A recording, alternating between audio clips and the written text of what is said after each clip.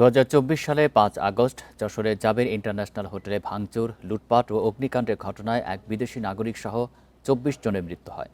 2 বছর পেরিয়ে গেলেও এই ট্র্যাজেডির প্রকৃত রহস্য আজও অধরা। দায়ীদের বিচারের দাবি স্থানীয়দের। আরও জানাতে যশোর থেকে যুক্ত হচ্ছেন সহকর্মী জিয়াউল হক। জিয়াউল, 2 বছর পেরিয়ে গেলেও আজও কেন এই ঘটনার রহস্য উদ্ঘাটন করা যায়নি? পুলিশ প্রশাসন কি বলছে? স্থানীয় জনগণ এই ঘটনার বিষয়ে কি বলছেন?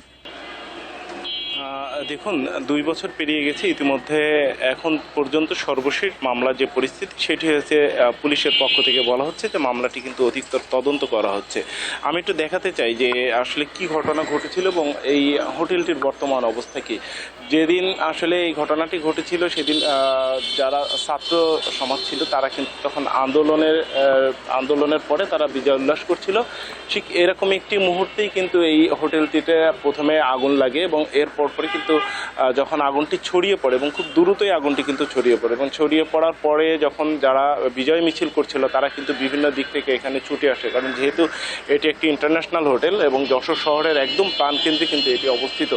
এখানে অনেক বোর্ডার ছিল এবং দেশি বিদেশি মিলেই কিন্তু বোর্ডাররা ছিলেন, যে কারণে যারা তখন ছাত্র আন্দোলনের সাথে সম্পৃক্ত ছিলেন, জুলাই যোদ্ধা যারা ছিলেন তারা এখানে আসেন এবং তারা কিন্তু উদ্ধার অভিযান চালান। এই যে উদ্ধার অভিযান চলার ভেতরেই কিন্তু মূলত আসলে এই যে নিহতের ঘটনা এগুলো কিন্তু ঘটেছে, কারণ যারা ভেতরে ঢোকার পরে কিন্তু তারা অনেকেই বের হতে পারেননি। এরকম কিন্তু আমরা অনেক অভিযোগ পেয়েছি। অনেকেই কিন্তু এই হোটেলের বিভিন্ন তলা থেকে লাফিয়ে তারা নিচে পড়েছিলেন এবং আমরা সে সময় দেখতে পেয়েছিলাম প্রায় 1.5 শতাধিক মানুষ কিন্তু আহত হয়েছিলেন।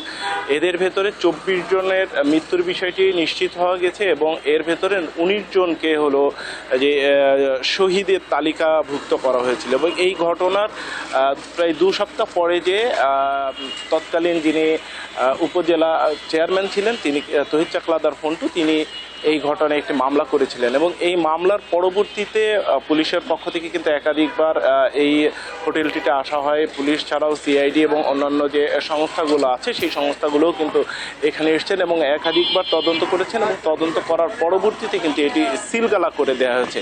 এখন ঠিক সেই অবস্থায় আছে। পিপিও আমাকে জানিয়েছেন যে এই মামলাটি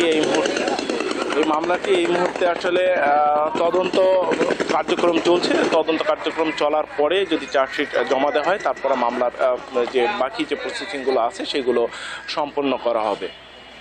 যশোর থেকে জানাচ্ছেন সহকর্মী জিয়াউল হক।